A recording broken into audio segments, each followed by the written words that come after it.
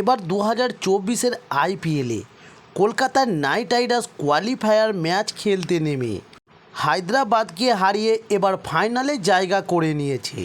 তবে এই কেকেআরের জয়ের পিছনে যে তিনজন ক্রিকেটার হায়দ্রাবাদকে হারিয়ে কলকাতাকে ফাইনালে তুলে দিয়েছেন, অথবা এই জয়ের পিছনে যে তিনজন ক্রিকেটারের অবদান সবচেয়ে বেশি, চলুন আজ জানাবো সেই তিনজন ক্রিকেটার কারা।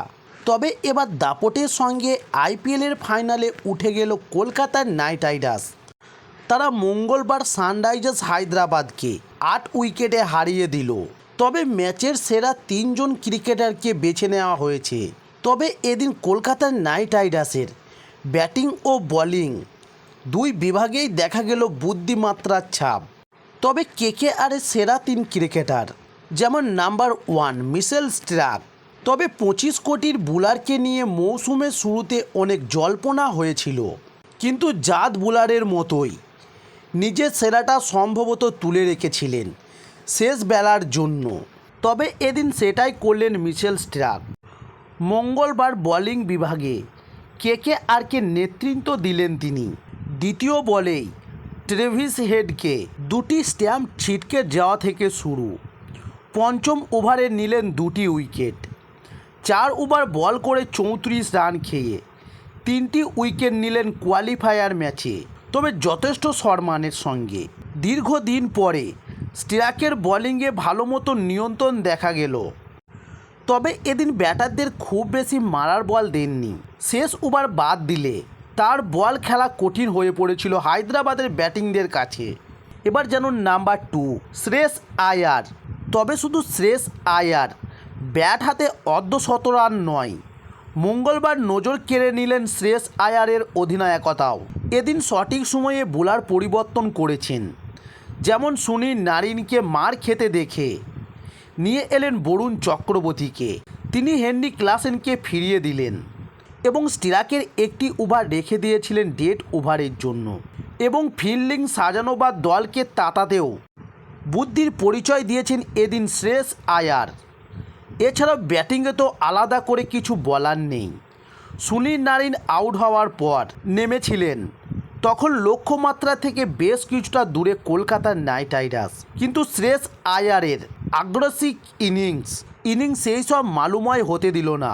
28 বলে 58 রানে অপরাজিতা থাকলেন তিনি। মেরেছেন 5টি 4 ও 4টি ছক্কা। এবার জানুন নাম্বার 3 রহমান উল্লাহ গুরবাজ। তবে ফিন সল্টের জুতোর পা গলানোর মতো গুরুর দায়িত্ব ছিল তার কাঁধে। গতবারের আইপিএলে নিয়মিত খেলেছিলেন তিনি, তবে চলতি মৌসুমে একটি ম্যাচও খেলেননি। কিন্তু কলকাতার নাইট রাইডার্সের কোচ থেকে সাপোর্ট স্টাফ সবাই এক বাক্য স্বীকার করেছিলেন যে ম্যাচ না খেললেও 19 গুরবাজের প্রস্তুতি কোনো খামতি ছিল না। তবে ম্যাচেও সেটাই দেখা গিয়েছে। এবার গুরবাজের মধ্যে একবারের জন্য আত্মবিশ্বাসের অভাব দেখা যায়নি।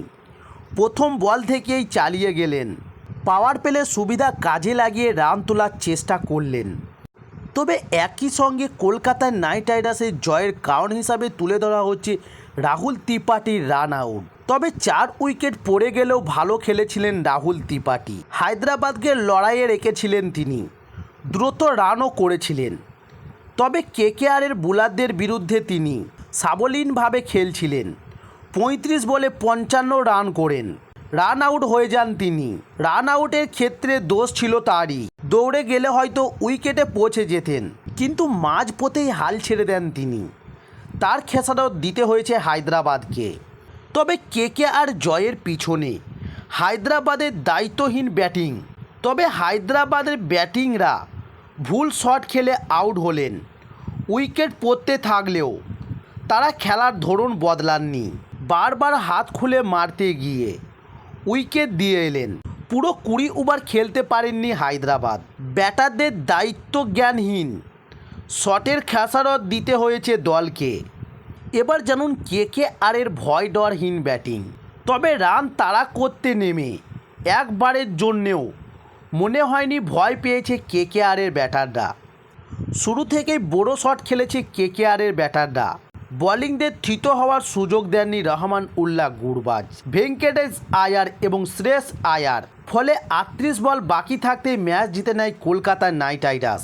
তবে এবার কলকাতা নাইট রাইডার্সের লক্ষ্য 2024 আইপিএলের শিরোপা জেতা। তো দর্শক বন্ধুরা, এই ছিল আজকের নিউজ। আরও ক্রিকেটের নিত্য নতুন ভিডিও পাওয়ার জন্য অবশ্যই আমার চ্যানেলটি সাবস্ক্রাইব করে সঙ্গে থাকুন। নমস্কার।